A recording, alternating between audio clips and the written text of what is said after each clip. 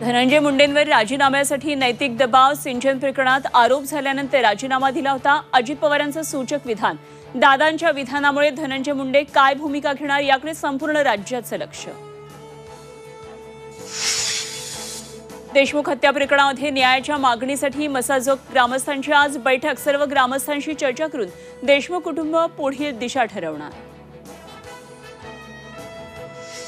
महापालिका निवडणुका एप्रिल-मे महिन्यामध्ये होऊ शकतील. मंत्री चंद्रशेखर बावनकुळेंचे संकेत.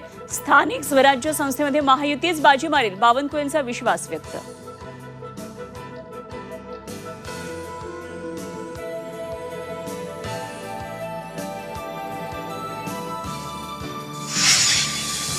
कोल्हापूर शहरात जीबीएसचा आणखी एक बळी. राजारामपुरीमधील 62 वर्षाच्या रुग्णाचा मृत्यू. कोल्हापूरमधील बळींची संख्या आता 3 वर. नागपूरकरांच्या आरोग्याची खेळ. लोकल तेलाची ब्रँडेड तेल म्हणून विक्री. गोडाऊनवर पोलिसांची कारवाई. 8 लाखांच्या मुद्देमालासह आरोपीला अटक. घराच्या बदल्यात धारावीतच घर हवं. धारावी बचाव संघटनेची मागणी. धारावी बचाव संघटनेची आज सभा.